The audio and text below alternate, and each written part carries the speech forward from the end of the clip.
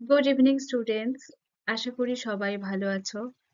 তোমাদের সাহিত্য মেলার ৩৩ নম্বর অধ্যায় অর্থাৎ রবীন্দ্রনাথ ঠাকুরের লেখা শুভা গল্পের বিষয়বস্তু বিশ্লেষণের পরবর্তী অংশ নিয়ে আজ হাজির হয়েছি। চলো দেখে নেওয়া যাক। আগের দিন আমরা এই পর্যন্ত পড়েছিলাম, এবার ৪ নম্বর থেকে পড়ব। তো কি বলছে দেখো, শুভার বয়স ক্রমেই বাড়িয়া উঠিতেছে। তা শুভার বয়স ধীরে ধীরে বাড়ছে। হুম? ক্রমে সে যেন আপনাকে আপনি অনুভব করিতে পারিতেছে, যে এরপর ধীরে ধীরে সে নিজেই নিজেকে যেন অনুভব করতে পারছে, যেন কোনো একটা পূর্ণিমা তিথিতে কোনো একটা সমুদ্র হইতে একটা জোয়ারের স্রোত আসিয়া তাহার অন্তরাত্মাকে এক নূতন অনির্বচনীয় চেতনা শক্তিতে পরিপূর্ণ করিয়া তুলিতেছে। যে সে যে ধীরে ধীরে বড় হচ্ছে এবং সেটার বর্ণনা করছেন লেখক, যেন কোনো একটা পূর্ণিমা তিথিতে হুম একটা সমুদ্র হইতে একটা জোয়ারের স্রোত আসিয়া, যে কোনো এক পূর্ণিমা তিথিতে চাঁদের রূপ কেমন থাকে, একটা উজ্জ্বল, তাই তো, চতুর্দিকটা আলোময় থাকে। তো সেই কোনো এক পূর্ণিমা তিথিতে কোনো একটা সমুদ্র থেকে একটা জোয়ারের স্রোত এসে তার অন্তরাত্মাকে নূতন অনির্বচনীয় চেতনা শক্তিতে পরিপূর্ণ করিয়া তুলিতেছে। যে কোনো এক পূর্ণিমা তিথির কোনো এক সমুদ্র থেকে কোনো এক জোয়ারের স্রোত এসে তার অন্তরাত্মা, তার নিজের মানে ভেতরকার তার যে একটা আত্মা, তার সত্তা, নিজস্ব সত্তা, এটাকেই বলা হচ্ছে, তার নিজের অন্তর আত্মাকে এক নতুন অনির্বচনীয় চেতনা শক্তিতে, একটা নতুন রকমের একটা চেতনা শক্তিতে যেন পরিপূর্ণ করে তুলছে তাকে ধীরে ধীরে। সে আপনাকে আপনি দেখিতেছে, ভাবিতেছে, প্রশ্ন করিতেছে এবং বুঝিতে পারিতেছে না। যেহেতু সে ধীরে ধীরে বড় হচ্ছে, তার আহ যথাসাধ্য জ্ঞান হচ্ছে, সে বুঝতে শিখছে আশপাশ, অর্থাৎ সমাজের পরিস্থিতি, তার নিজের পরিস্থিতি সে ধীরে ধীরে বুঝতে শিখছে। সেটাই বলছে যে সে এবার নিজেকে দেখছে, ভাবছে, প্রশ্নও করছে এবং বুঝতে পারিতেছে না। অর্থাৎ সে নিজেকে দেখছে, ভাবছে, কিন্তু নিজেকে প্রশ্নও করছে, কিন্তু বুঝতে পারছে না যে কি হচ্ছে বিষয়টা। তারপর দেখো, গভীর পূর্ণিমা রাত্রে সে এক একদিন ধীরে শয়নগৃহের দ্বার খুলিয়া ভয়ে ভয়ে মুখ বাড়াইয়া বাহিরের দিকে চাহিয়া দেখে। পূর্ণিমা প্রকৃতিও শুভার মতো একাকিনী সুপ্ত জগতের উপর জাগিয়া বসিয়া যৌবনের রহস্যে, পুলকে বিষাদে, অসীম নির্জনতার একেবারে শেষ সীমা পর্যন্ত। আচ্ছা দেখো, গভীর পূর্ণিমা রাত্রে, জি, এই যে বলা হয়েছে যে সে যে ধীরে ধীরে বড় হচ্ছে সেটার সঙ্গে এবং তার চেতনা শক্তিটা কিভাবে পূর্ণ হচ্ছে সেটা বোঝাতে লেখক যেমন বললেন যে কোনো এক পূর্ণিমা তিথির, যে পূর্ণিমা যেমন বললাম যে উজ্জ্বল চাঁদ থাকে, তো তেমন কোনো পূর্ণিমা তিথির কোনো এক সমুদ্র থেকে কোনো এক জোয়ারের স্রোত এসে তার নিজের অন্তরাত্মাকে বা চেতনা শক্তিতে পরিপূর্ণ করছে। তো সেই রকম এক গভীর পূর্ণিমা রাত্রে সে এক একদিন ধীরে শয়নগৃহের দ্বার খুলিয়া, শয়নগৃহের মানে কি, শয়ন মানে কি শোবার, গৃহ মানে ঘর, অর্থাৎ শোবার ঘর। হুম তো সে এক একদিন কি করে, ধীরে ধীরে শোবার ঘরের দরজা খুলিয়া, দ্বার মানে কি দরজা, তো দরজা খুলে ভয়ে ভয়ে মুখ বাড়িয়ে বাইরের দিকে চেয়ে দেখে। কি দেখে না, পূর্ণিমা প্রকৃতিও শুভার মতো একাকিনী সুপ্ত জগতের উপর জাগিয়া বসিয়া। যে শুভা যেমন একাকিনী, দেখো এখানে একটা লিঙ্গ পরিবর্তন করে বলা হয়েছে যে একাকী, যেখানে একাকিনী অর্থাৎ কোনো মেয়েকেই যে ইঙ্গিত করে বলা হচ্ছে সেটা স্পষ্ট বোঝা যাচ্ছে। তো দেখো, গভীর কোনো এক পূর্ণিমা রাত্রে সে কি করে না, ধীরে ধীরে আহ এক একদিন কি করে, শোয়ার ঘরে দরজা খুলে ভয়ে ভয়ে বাইরে মুখ বাড়িয়ে চেয়ে দেখে, এবং সেখানে কি দেখে, সে প্রকৃতিকে উপলব্ধি করে, প্রকৃতিকে উপভোগ করে। সে দিনের বেলাও যেমন প্রকৃতিকে উপভোগ করে, রাতের প্রকৃতিটাকেও সে উপভোগ করে। কি দেখে না, পূর্ণিমা প্রকৃতিও, অর্থাৎ পূর্ণিমার যে চাঁদ, সেও শুভার মতো একাকিনী সুপ্ত জগতের উপর জাগিয়া বসিয়া। সুপ্ত মানে কি, যে অজ্ঞাত বা ঘুমন্ত, সেটাকে বোঝায়। তো এখানে ঘুমন্ত অর্থে ব্যবহৃত হচ্ছে, যে চাঁদ ও পূর্ণিমার চাঁদও বা পূর্ণিমা প্রকৃতি। এবং এই পূর্ণিমা প্রকৃতি বলতে কি বোঝাচ্ছে বলতো? পূর্ণিমা বলতে আমরা বুঝি যে চাঁদের রূপ, তাই তো? যে পূর্ণিমাতে চাঁদ উজ্জ্বল থাকে, গোল থাকে। তো সেই পূর্ণিমার প্রকৃতিটা কেমন থাকে? চতুর্দিকটা একটু আলো আলো থাকে, প্রায় গাছপালা সবকিছু দেখা যায়, এবং প্রকৃতিটাকে এক অপূর্ব সুন্দর লাগে না? তো সেই প্রকৃতিকেই উল্লেখ করে বলছেন লেখক, শুধুমাত্র চাঁদকে নয়। সেই পূর্ণিমা চন্দ্রের দ্বারা প্রকৃতির যে সৌন্দর্য, সেই সৌন্দর্যের কথাই বলা হচ্ছে। তো সেই পূর্ণিমা প্রকৃতিও সুভার মতো একাকিনী সুপ্ত জগতের উপর জাগিয়া বসিয়া। সুপ্ত জগৎ কেন বলা হচ্ছে? কারণ পূর্ণিমার চাঁদ বা চাঁদ কখন ওঠে? রাতে। এবং রাতে কি করে না, দেখো গভীর পূর্ণিমা রাত্রে বলা আছে, অর্থাৎ যে গভীর রাতে। হুম। তো গভীর রাতে কি করে? মানুষ সকলেই ঘুমায়, তাই তো? অর্থাৎ গোটা জগৎ ঘুমিয়ে থাকে। সেজন্যই বলছেন যে পূর্ণিমা প্রকৃতিও শুভার মতো একাকিনী, যেন এক ঘুমন্ত জগতের ওপর জেগে বসে আছে। মানে গোটা জগৎ, গোটা পৃথিবী, গোটা জগৎ জুড়ে নিচে, আর সবাই তো নিচে বসবাস করে, আকাশে তো আর কেউ বসবাস করে না। তো আকাশে থাকে চাঁদ। তো সেজন্যই বলা হচ্ছে যে জগতের উপর জাগিয়া বসিয়া। গোটা জগৎ ঘুমিয়ে আছে, আর উপরে একাকিনী পূর্ণিমার প্রকৃতি যেন, বা পূর্ণিমা চাঁদ যেন আহ, জেগে বসে রয়েছে। কার মতো না, শুভার মতো। তারপর যৌবনের রহস্যে পুলকে বিষাদে অসীম নির্জনতার একেবারে শেষ সীমা পর্যন্ত, এবং সেই যে জেগে বসে রয়েছে চাঁদ শুভার মতো যৌবনের রহস্যে পুলকে বিষাদে। এবং আহ এই যৌবনে বলতে শুভার কথা বলা হচ্ছে, যে শুভা এবার ধীরে ধীরে বড় হচ্ছে, নিজেকে বুঝতে শিখেছে, নিজেকে দেখছে, ভাবছে, কিন্তু তেমন কিছু বুঝতে পারছে না, কারণ সে সবে সবে বড় হচ্ছে মোটামুটি। তো তার সেই যৌবনের রহস্যে পুলকে বিষাদে, পুলকে আনন্দে, বিষাদ একটা অতীব দুঃখ, হুম, কষ্ট মনের, অসীম নির্জনতার একেবারে শেষ সীমা পর্যন্ত। অসীম নির্জনতা, নির্জন মানে কি, যে জনমানবহীন, নির্জন, যেখানে কেউ থাকে না সাধারণত। তো সে অসীম নির্জনতার কথা বলা হচ্ছে, কারণ যে যার কোনো সীমা নেই। হ্যাঁ, নির্জনতার একেবারে শেষ সীমা পর্যন্ত, যে তার একাকিত্বটা কতটাই বেড়েছে, যে অসীম নির্জনতার একেবারে শেষ সীমা পর্যন্ত এটার বলা হচ্ছে। হুম, যে সীমাহীন নির্জনতা, বুঝতে পারছো?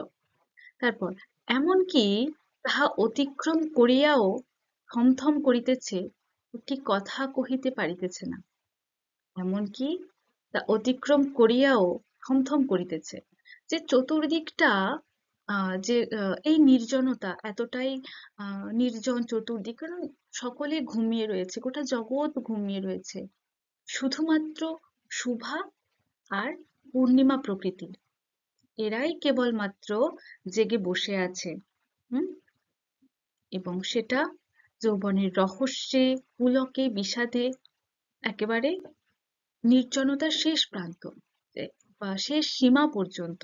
হুম, যে এতটাই নির্জন চতুর্দিক, এমনকি সেটা অতিক্রম করেও, যে যদি শুভা চায় যে এই নির্জনতাটা সে কাটাবে, কোন একটা সাধারণ মানুষ হলে কি হয়, যে ধরো আহ তোমরা তোমাদের সাধারণ মানুষদের কথা বলছি যারা কথা বলতে পারো।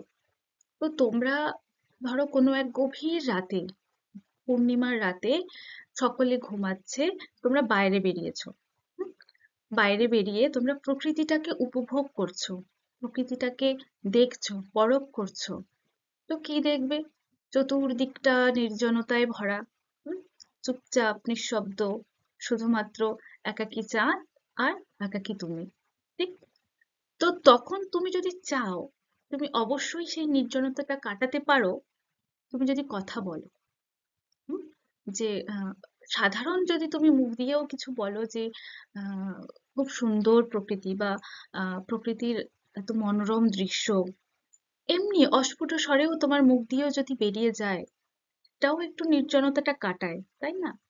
তো এখানে যে সেই নির্জনতাটা যে অতিক্রম করে, সেই চতুর্দিকটা যে থমথম করছে একেবারে নির্জনতায় ভরপুর হয়ে, সেই নির্জনতাটা যে কাটাবে, সেটারও তো জো নেই। দেখো, একটি কথা কহিতে পারিতেছে না, যে এই নির্জনতাটা কাটানোর জন্য যে সে কথা বলবে, সেটাও তো বলতে পারছে না। হুম? এই নিস্তব্ধ ব্যাকুল প্রকৃতির প্রান্তে একটি নিস্তব্ধ ব্যাকুল বালিকা দাঁড়াইয়া। যে চতুর্দিকটা যে এই নিস্তব্ধ, মানে কোনো সাড়া শব্দ নেই কারোর, শুধু চাঁদ, সেই পূর্ণিমা প্রকৃতি আর শুভা। তো সেই নিস্তব্ধ ব্যাকুল প্রকৃতির প্রান্তে, সেই ব্যাকুল প্রকৃতির প্রান্তে একটি নিস্তব্ধ ব্যাকুল বালিকা দাঁড়াইয়া। প্রকৃতিটাও যেমন নিস্তব্ধ রয়েছে, ব্যাকুল রয়েছে, তেমনি সেই বালিকাটি অর্থাৎ শুভাও তেমনই নিস্তব্ধ এবং ব্যাকুল ভাবে দাঁড়িয়ে আছে প্রকৃতির এক প্রান্তে। হুম? তারপর এদিকে কন্যা ভারগ্রস্ত পিতামাতা চিন্তিত হইয়া উঠিয়াছে। যে এদিকে কন্যা ভারগ্রস্ত, কন্যা মানে কি? মেয়ে, তোমরা জানো। তো ভারগ্রস্ত কেন বলা হচ্ছে? যে আহ, শুভার বাবা মা, শুভা বড় হচ্ছে ধীরে ধীরে, তাকে বিয়ে দিতে পারছে না, এটাই তাদের কাছে একটা ভারাক্রান্ত হয়ে রয়েছে, যে মেয়েকে বিয়ে দেওয়া যাচ্ছে না। তার উপরে সে জন্ম থেকে বোবা, সে কথা বলতে পারে না, তার মেয়ের বিয়ে হবে কি হবে না সেটার ভারে তারা আহ ভারাগ্রস্ত হয়ে রয়েছে। হ্যাঁ, তো সেটাই বলা হচ্ছে, এদিকে কন্যা ভারগ্রস্ত পিতামাতা চিন্তিত হইয়া উঠিয়াছে। যে কন্যা ভারগ্রস্ত বাবা মা, শুভার বাবা মা শুভার জন্য চিন্তিত হয়ে উঠেছে। লোকেও নিন্দা আরম্ভ করিয়াছে। যে গ্রামের লোকজন, সমাজের লোকজন, তারাও নিন্দা আরম্ভ করেছে, যে নানান রকম নিন্দা করতে লাগলো। দেখবে এটা সব জায়গাতেই হয়, বিশেষ করে গ্রামে এটা হয় সাধারণত। যে মেয়েদের বয়স হয়ে গেলে, তোমাদের কোনো দিদি, পিসি, মাসি কেউ যদি থেকে থাকে, তোমরা তোমরাও দেখে থাকো, যে বড় হয়ে গেছে, বিয়ে দেয়নি এখনো, এরকম অজস্র হাজার হাজার কথা আহ সমাজের বুক থেকে ফিরে আসে, তাই না? তো এগুলো শুনতে হয়। তো সেটাই বলছে যে তার বাবা মাও যেমন কন্যা ভারগ্রস্ত হয়ে শুভার জন্য চিন্তা করছে, চিন্তিত, তেমনি পাড়ার লোকেও, গ্রামের লোকেও, সমাজের লোকেও তাকে নিয়ে নিন্দা শুরু করেছে। যে কটু কথা বলা শুরু করেছে। এমনকি এক ঘরে করিবে এমন জনরবও শোনা যায়। যে এমনকি সেই পরিবারটাকে, অর্থাৎ বাণীকণ্ঠের সেই পরিবার, তাদেরকে এক ঘরে করে দেওয়ার জনরব উঠেছে। জনরব মানে কি বলতো? যে গ্রামের যে লোকজন রয়েছে, তাদের সকলের যে এক মত, তারা যে কোনো একটা কথা বলছে, সেটা সেটা যে শুনতে বাধ্য, সেরকম কোনো একটা কথার কথা বলা হচ্ছে। তো এমনকি যে তার বাবা মা এমনিই চিন্তিত তার জন্য, এবং গায়ের লোক অর্থাৎ গ্রামের লোক বা সমাজের লোক তাদেরকে নিয়ে এতই কটু কথা বলা শুরু করেছে, তাতেও ক্ষান্ত নয়। এমনকি সেই সমাজের লোকজনেরা সবাই মিলে তাদেরকে এক ঘরে করে দেওয়ারও প্ল্যান করেছে, বা এরকমটা ভাবছে। তারপর বাণীকণ্ঠের সচ্ছল অবস্থা, দুই বেলায় মাছ ভাত খায়, এজন্য তাহার শত্রু ছিল। যে বাণীকণ্ঠের সচ্ছল অবস্থা, সচ্ছল মানে কি, যে আর্থিক দিক থেকে খুব ভালো ছিল, ঠিক আছে, যে আর্থিক অবস্থা ভালো, সচ্ছল ভাবে দিন যাপন করতে পারতো, কোনো অসুবিধা হতো না। এবং সেই সচ্ছলতা বোঝানোর জন্য লেখক এখানে উল্লেখ করেছেন যে দুই বেলায় মাছ ভাত খায়।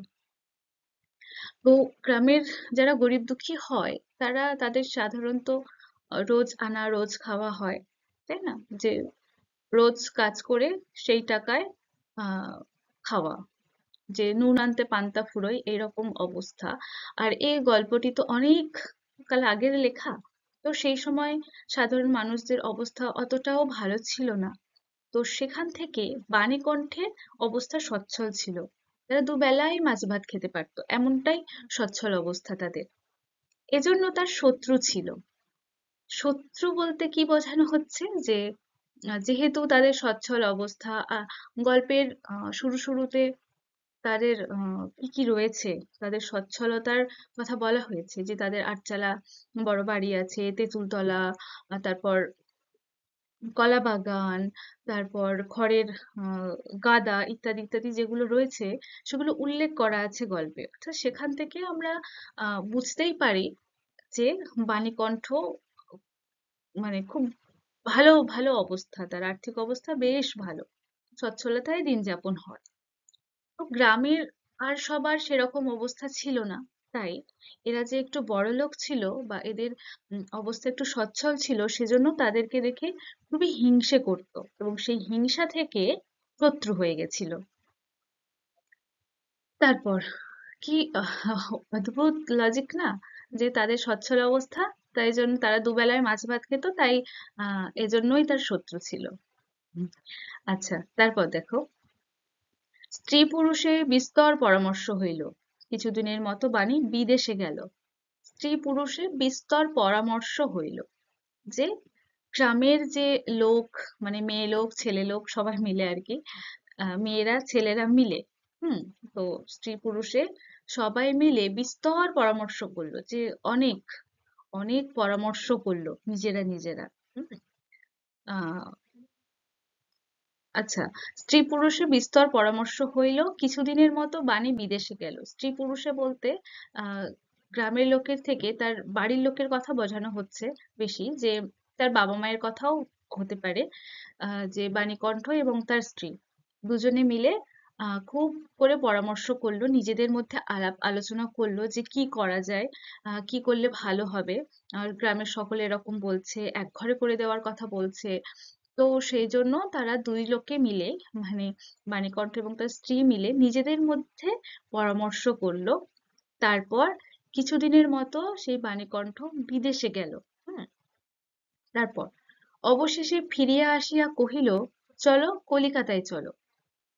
অবশেষে বাণীকণ্ঠ বিদেশ থেকে ফিরে এসে বলল যে চলো কলকাতায় চলো, অর্থাৎ তার পরিবার, তার স্ত্রী এবং সুভা এদেরকে নিয়ে কলকাতায় যাওয়ার কথা বলছে। তারপর বিদেশ যাত্রার উদ্যোগ হইতে লাগিল, এবং কলকাতা তখন শহর, এবং সে তাদের কাছে সেটা বিদেশ, বিদেশের সমান। তো বিদেশ যাত্রার উদ্যোগ হতে লাগলো, যে একটা তোড়জোড় শুরু হলো। হ্যাঁ, তারপর কুয়াশা ঢাকা প্রভাতের মতো সুভার সমস্ত হৃদয় অশ্রুবাষ্পে একেবারে ভরিয়া গেল, যে সে যখন জানতে পারলো যে এই জায়গা থেকে তার চেনা চিরপরিচিত তার তার জন্মস্থান, যেখানে তার বড় হয়ে ওঠা, যে গোয়ালের যে দুটি গরু সর্বশী পাঙ্গুলি, এরা যে তার এই এই বন্ধুদেরকে ছেড়ে যাওয়া, সেই বিড়াল শিশু অর্থাৎ বিড়াল ছানা, সেই ছাগল, এই বন্ধুদের থেকে তাকে চলে যেতে হবে। হুম, সেই কষ্টে, এবং দেখবে তোমরা যখন ছোট দেখে বাড়িতে মানুষ হবে, যে বাড়িতেই থাকছো, এবং একটা সময় যখন একটু বড় হবে, তারপরে যখন তোমাদের বাবা মায়েরা ডিসিশন নেবেন যে আরো ভালো পড়াশোনার জন্য কখনো হস্টেলে পাঠাবে, তো তখন তোমাদের যেমন কষ্ট হয়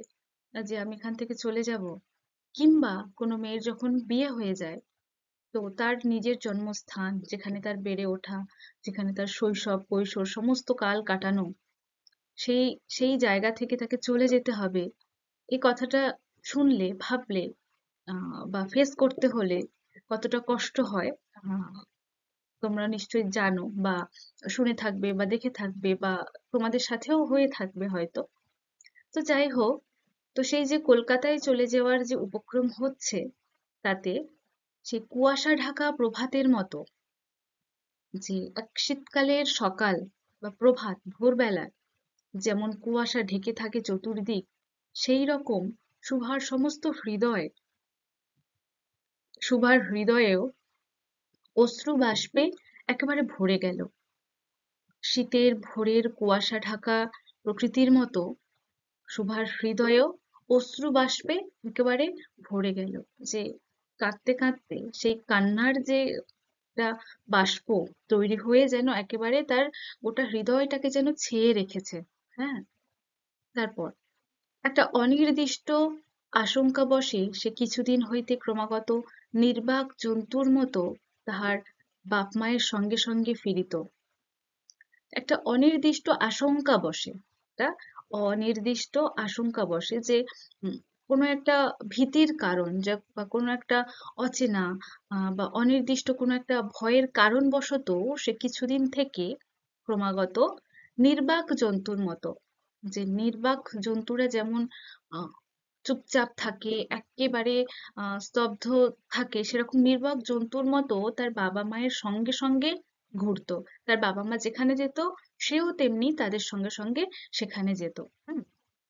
টাগর চক্ষু মেলিয়া তাহাদের মুখের দিকে চাহিয়া কি বুঝিতে চেষ্টা করিত। তার ডাগর ডাগর চোখ দুটি দিয়ে মিলে বা তাকিয়ে তাদের মুখের দিকে চেয়ে কিছু যেন বোঝার চেষ্টা করত, কিন্তু তাহারা কিছুই কিছু বুঝাইয়া বলিতেন না। যে তার বাবা মায়ের থেকে সে আশা করত যে তাকে কিছু বুঝিয়ে বলবে যে কি হতে চলেছে, আমরা কোথায় চলেছি। এ সমস্ত বোঝার জন্য তার বাবা মায়ের দিকে তার ডাগর ডাগর চোখ দুটি দিয়ে তাকিয়ে তার বাবা মায়ের থেকে বোঝার চেষ্টা করত, কিন্তু তারা কিছু বুঝিয়ে বলতেন না। হুম। ইতিমধ্যে একদিন অপরাহ্নে জলে ছিপ ফেলিয়া প্রতাপ হাসিয়া কহিল, কি রে সু, তোর নাকি বর পাওয়া গেছে, তুই বিয়ে করতে যাচ্ছিস, দেখিস আমাদের ভুলিস নেই। বলিয়া আবার মাছের দিকে মনোযোগ করিল।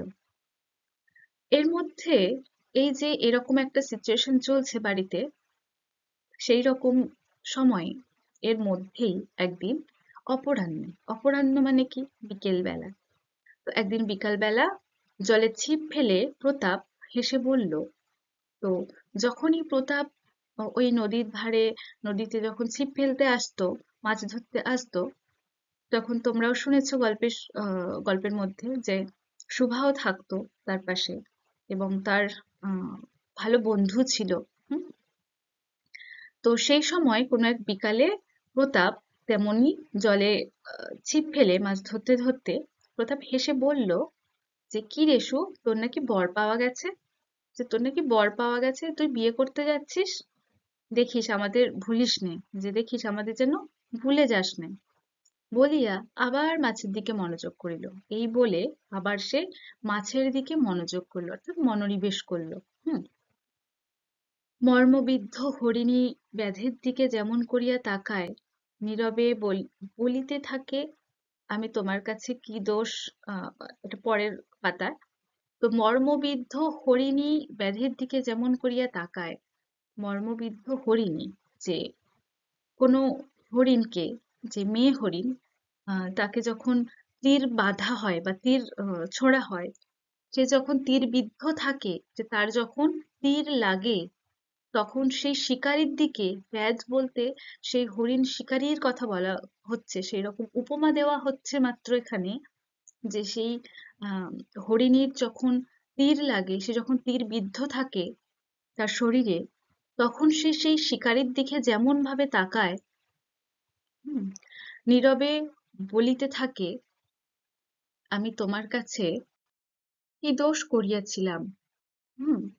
যে ওই যে বললাম যে হরিণের যখন তীর লাগে, এবং সে যখন শিকারীর দিকে যেমন ভাবে তাকায় এবং মনে মনে যখন যেমন বলতে থাকে যে আমি কি দোষ করেছিলাম যার জন্য আমাকে তীর মারলে বা আমাকে তীরবিদ্ধ হতে হলো, সুভা তেমনি করিয়া বা তেমনি করিয়া প্রতাপের দিকে চাহিল।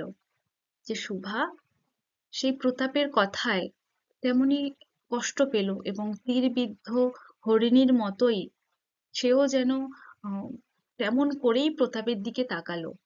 হুম। সেদিন গাছের তলায় আর বসিল না। সেদিন গাছের তলায় আর বসে থাকতে পারল না সে। বাণীকণ্ঠ নিদ্রা হইতে উঠিয়া শয়নগৃহে তামাক খাইতেছিলেন। আচ্ছা, এটা একবার বলি। তো এমনি আগে যখন দেখা যেত যে প্রতাপ যখন ছিপ ফেলতো তখন আহ সুভা তার কাছে বসে থাকতো এবং সে মনে মনে ভাবতো যে সে প্রতাপকে কোনো রকম সাহায্য করতে পারে কিনা। এছাড়াও সে কত আকাশ কুসুম ভাবতো, তাই না? সে যদি জলপরি হতো, মণি কুড়িয়ে আনতো, ইত্যাদি ইত্যাদি কত কিছু তার কল্পনা জগতেই সে ভাসতো। হুম। এবং আজকে যখন প্রতাপ তাকে বলল যে সে বিয়ে করতে যাচ্ছে, সে বর পেয়েছে, তাকে যেন না ভোলে, এই সমস্ত কথায় সে আহত হরিণীর মতো কষ্ট পেল। এবং তেমন করে আহত হরিণ বা তীরবিদ্ধ হরিণী যেমন ব্যাধকে বা শিকারীকে যেমন করে মানে মনে মনে বলে যে কি দোষ করেছিলাম, সেরকম করে সুভাও প্রতাপের দিকে তাকালো এবং মনে মনে হয়তোবা এরকমটা ভাবলো। হুম। এবং সে এতটাই কষ্ট পেল, সে সেদিন গাছের তলায় আর বসলো না, সে উঠে চলে আসলো। হুম। তারপর বাণীকণ্ঠ নিদ্রা হইতে উঠিয়া শয়নগৃহে তামাক খাইতেছিলেন।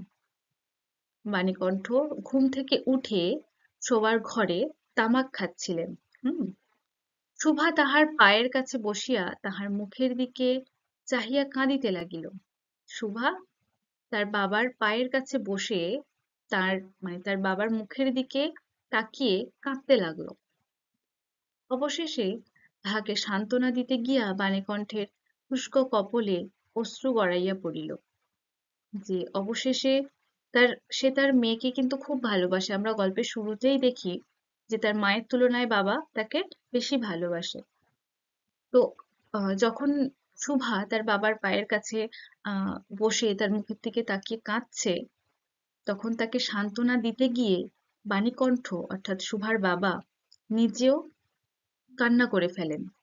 তার শুষ্ক কপোলে অশ্রু গড়াইয়া পড়িল, অর্থাৎ তার শুকনো গালে চোখের জল গড়িয়ে পড়ল, অর্থাৎ তিনিও কাঁদছেন, তাঁরও কষ্ট হচ্ছে। হুম।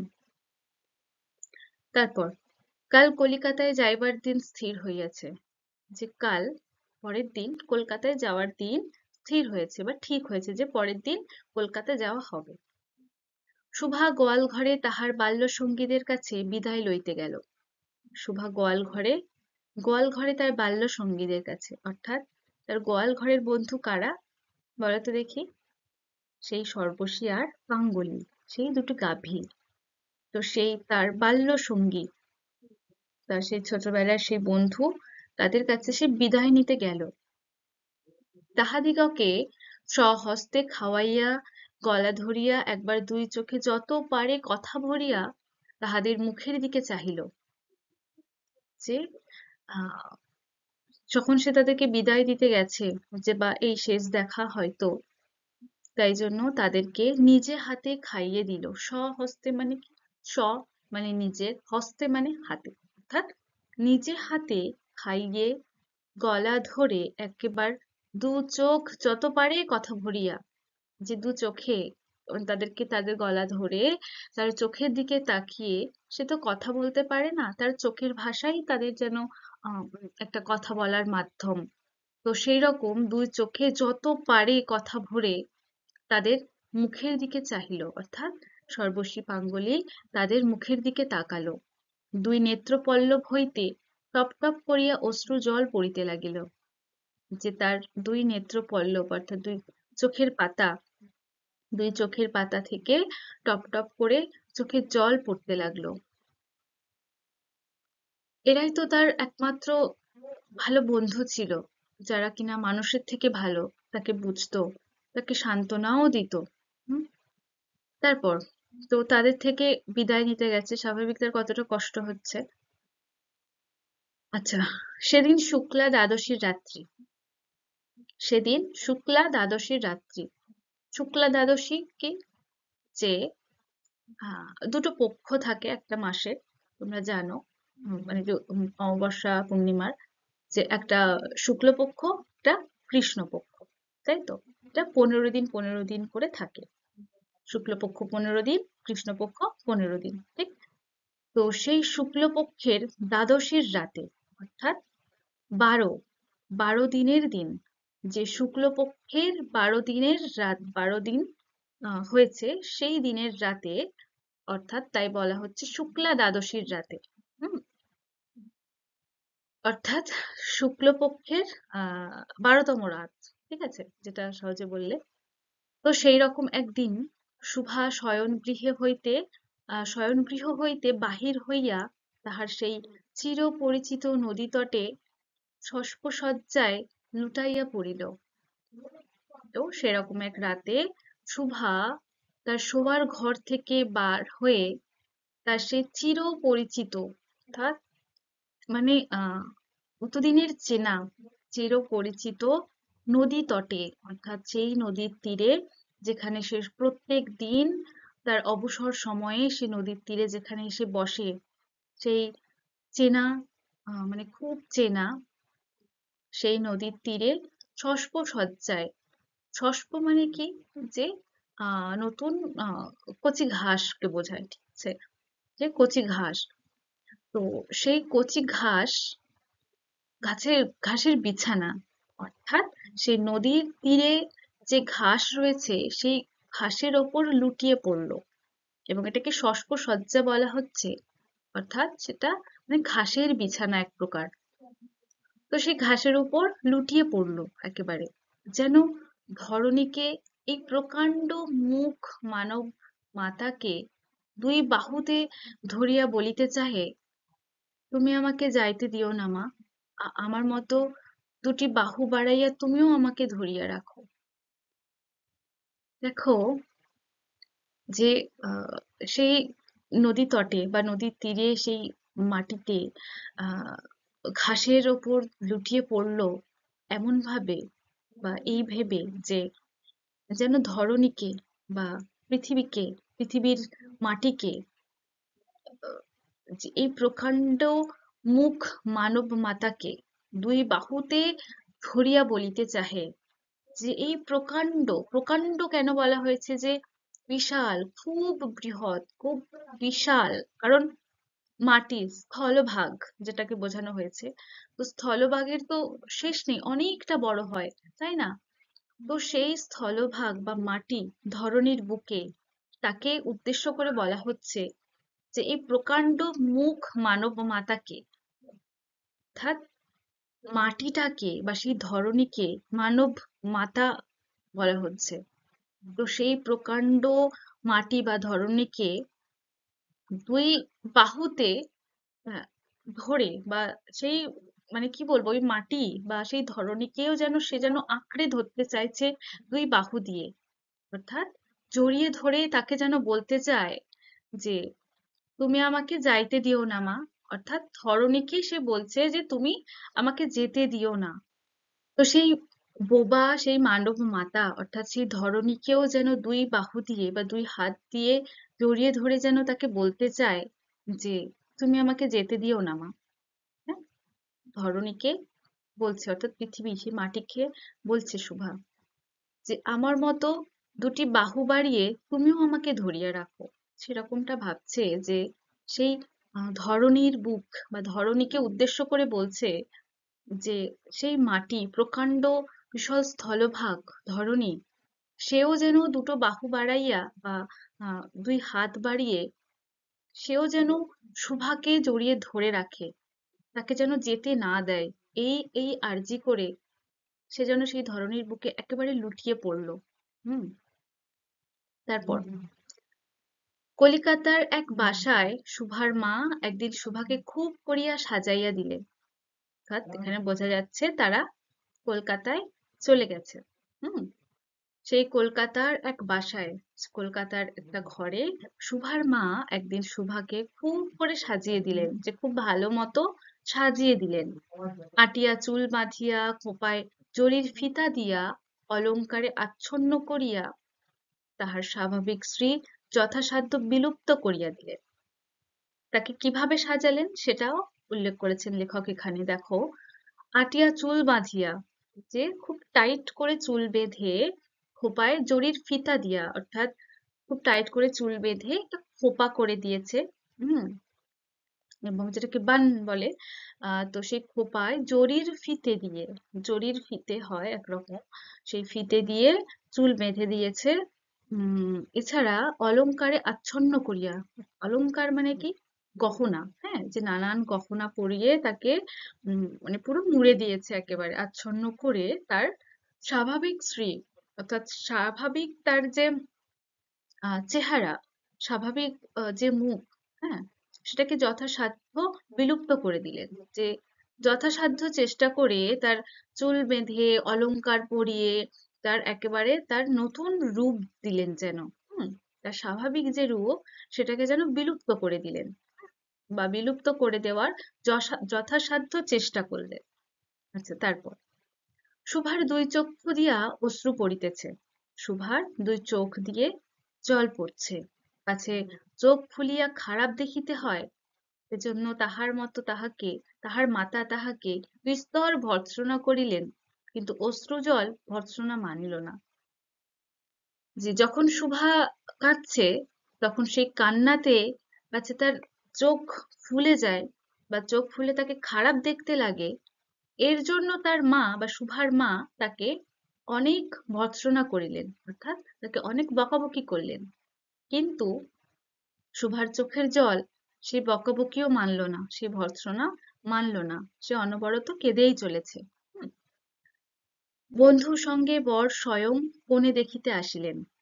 বন্ধুর সঙ্গে, অর্থাৎ বন্ধুর সঙ্গে বর, অর্থাৎ সুভার যে বর হবে, তাকে যে দেখতে আসছে, সেই বর তার বন্ধুর সঙ্গে নিজে মেয়ে দেখতে এসেছেন। হুম, আসলেন। কন্যার মা বাপ চিন্তিত, শঙ্কিত, শশব্যস্ত হইয়া উঠিলেন।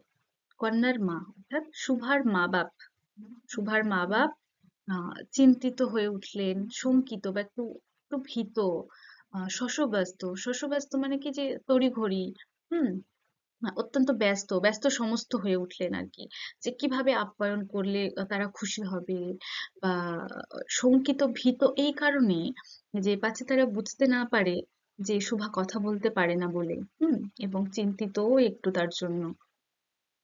যেন দেবতা স্বয়ং নিজের বলির পশু বাছিয়া লইতে আসিয়াছেন, এমনটা, যে দেবতা যেন নিজে তার নিজের বলির পশু, যেমন কালী পুজোয় যেমন পশু বলি দেওয়া হয়, বা বা মানে জানি না কোন কোন ধর্মে এরকম পশু বলি হয়, তো সেই দেবতা বা যে ধর্মে সেরকম পশু বলি দেওয়া হয়, সেরকম ইঙ্গিত করে বলা হচ্ছে যে দেবতা যেন নিজে তার নিজের বলির পশু নিজে বেছে নিতে এসেছেন। সেই সুভার বর তার বন্ধুর সঙ্গে যেমন ভাবে কনে দেখতে এসেছেন, এবং আহ যার মেয়ে, সেটাকে যেন মনে হচ্ছে সে সেই পশুর মালিক। হুম, তো সেই পশুর মালিকের থেকে দেবতা যেন নিজে তার বলির পশু বেছে নিতে এসেছেন, এমনটা ভাব। মা নেপথ্য হইতে বিস্তর তর্জন গর্জন শাসন করিয়া বালিকার অশ্রুস্রোত দ্বিগুণ বাড়াইয়া পরীক্ষকের সম্মুখে পাঠাইলেন। অর্থাৎ মা নেপথ্য হইতে, বা মা ভিতর থেকে আহ বিস্তর তর্জন গর্জন, শাসন করিয়া, যে সে তো কাঁদছে, একে তার নতুন জায়গা, নতুন রকম পরিবেশ, তার উপরে তাকে একেবারে বিয়ে দিয়ে দেবে, হ্যাঁ। তো আহ শুভা খুবই কাঁদছে, এবং তার কান্নার জন্য, যাতে তার চোখ দেখতে খারাপ না হয়ে যায়, তার জন্য তাকে আরো বকা দিচ্ছে।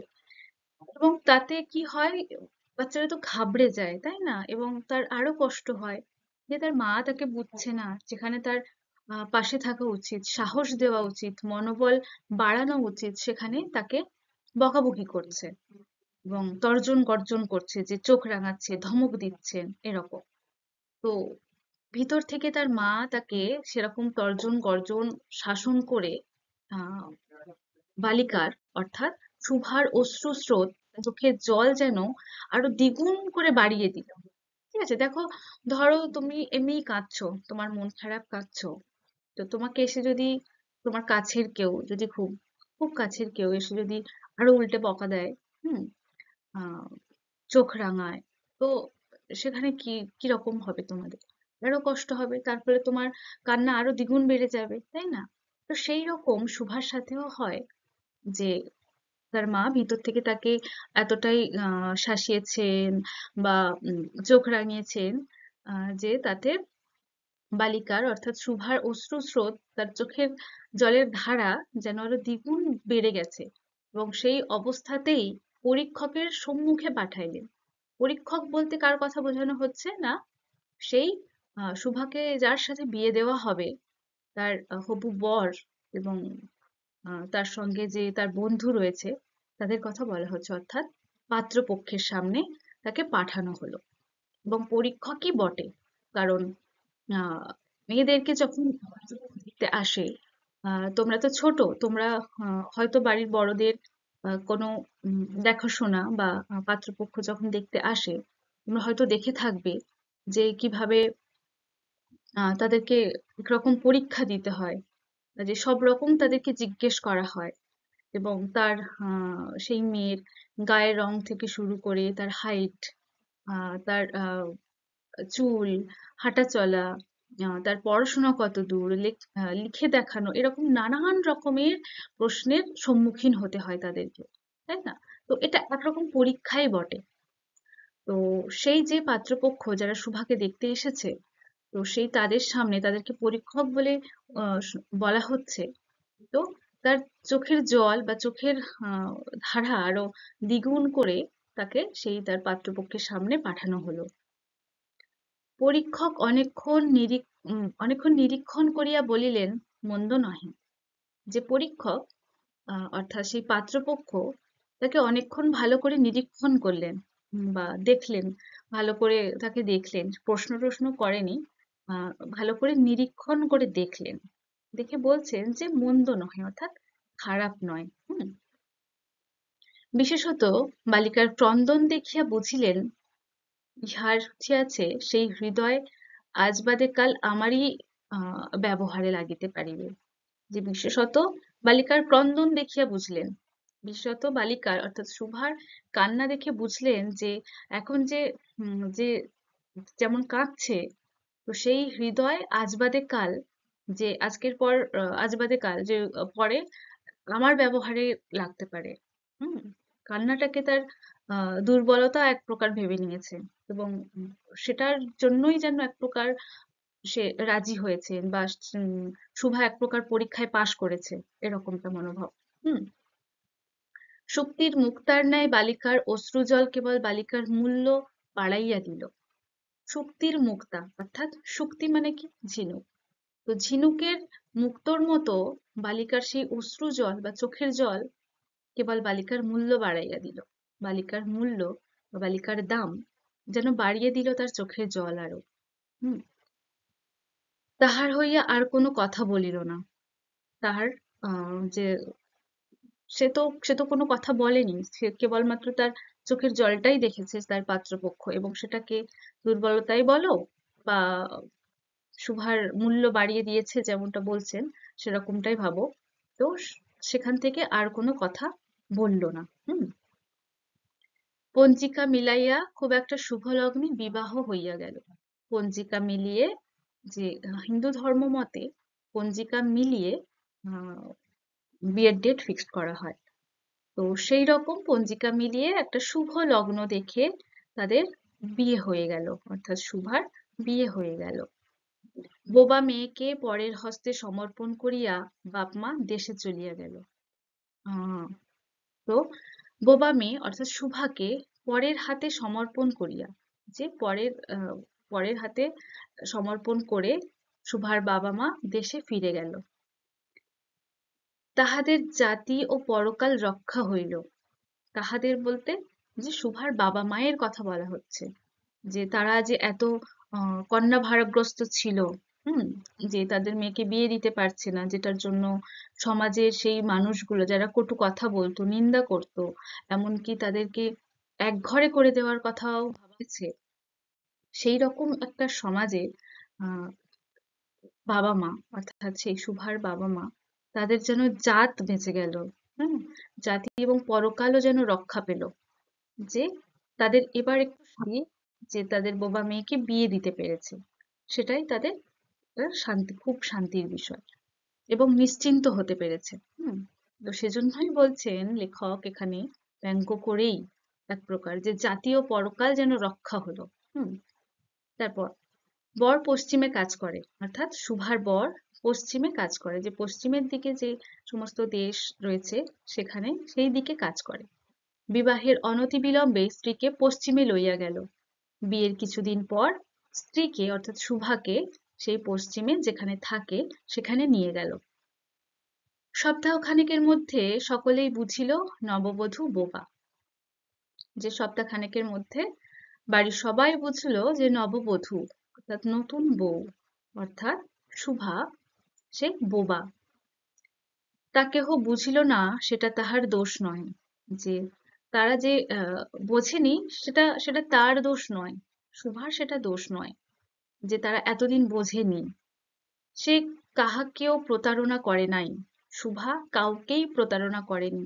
যে মিথ্যে বলে লুকিয়েছে সেটা সে করেনি, সেটা শুভার একদমই দোষ নয়। তাহার দুটি চক্ষু সকল কথাই বলিয়াছিল। শুভার যে দুটি চোখ, যেটা নিয়ে লেখক কত সুন্দরভাবে বর্ণনা করেছেন প্রকৃতির সঙ্গে মিলিয়ে, তো সেই তার দুটি চোখ সকল কথাই বলেছিল, বা সমস্ত কথাই বলেছিল, যেটা তাদের জানা উচিত। হ্যাঁ, তো কিন্তু কেহ তাহা বুঝিতে পারে নাই, যে তার চোখের ভাষা কেউই বুঝতে পারেনি, যে সে জন্ম থেকে বোবা, সে কথা বলতে পারে না, সেটা কেউ বুঝতে পারেনি। সেটা শুভার দোষ নয়। সে চারিদিকে চায়, ভাষা পায় না। সে আহ যখন তার বাড়ির লোকজন বা তার শ্বশুর বাড়ির লোকজন যখন বুঝতে পারে যে শুভা বোবা, তো তারপরে কি একটা একটা মেয়েকে তাকে না জানিয়ে, যে সে বোবা, সে কথা বলতে পারে না, না জানিয়ে তাকে বিয়ে দেওয়া হলো। এবং সেই সময়কার দিনে, এখনকার সমাজেও যেমন মানুষের নিন্দে কটু কথা শুনতে হয়, কথা শুনতে হয়, তেমন তো এটা এটা তো অনেক আগের লেখা। সেই সময়কার সমাজের মানুষের মানসিকতা তাহলে কতটা, মানে কেমন ছিল, তাহলে তোমরা নিশ্চয়ই বুঝতে পারছো যে ঠিক কি কি কথা শুনতে হয়েছে তাকে। এবং তখনকার সমাজের বা গ্রামের মানুষদের মানসিকতার পরিচয়ও আমরা পাই, যে শুভা তার বিয়ে দিচ্ছে না বলে তাদেরকে একঘরে করে দেওয়ার কথাও ভাবা হয়েছে, মানে গ্রামের মানুষরা ভেবেছে। তাহলে সেই রকম মানসিকতার দিনে, হুম, যখন জানতে পারে যে তাদের নতুন বউ বোবা, কথা বলতে পারে না, তাহলে তার উপর দিয়ে মানে কিরকম গেছে সেটা তোমরা নিশ্চয়ই আশা করছি বুঝতে পারছো। তো যাই হোক, চারিদিকে চায়, ভাষা পায় না। সে যখন তাকে সব বলা হয় বা কথা শোনানো হয়, তখন সে চারিদিকে তাকায়, কিন্তু সে ভাষা পায় না।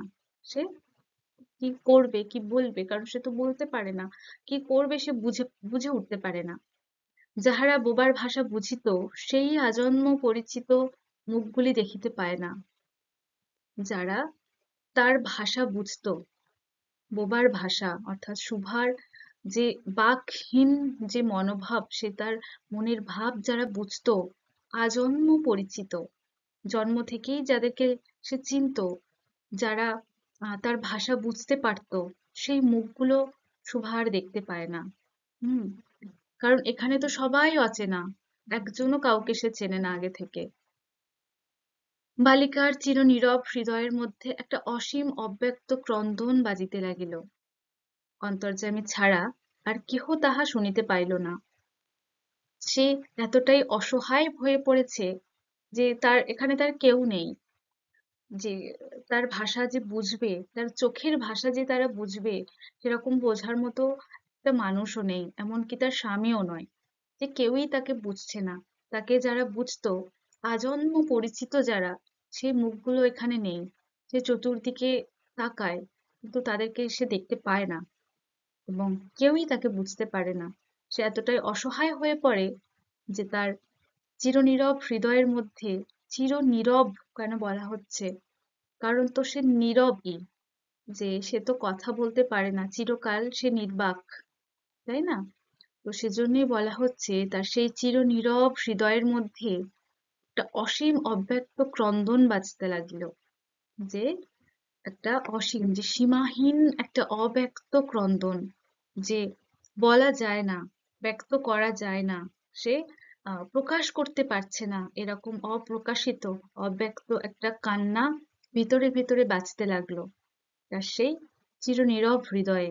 হুম সেটা অন্তর্যামী ছাড়া আর কেহ তাহা শুনতে পাইল না। সে যে ভিতরে ভিতরে এমন কাঁদছে, সে কষ্ট পাচ্ছে, সেটা অন্তর্যামী অর্থাৎ ঈশ্বর ছাড়া তার কেউ তা শুনতে পেল না।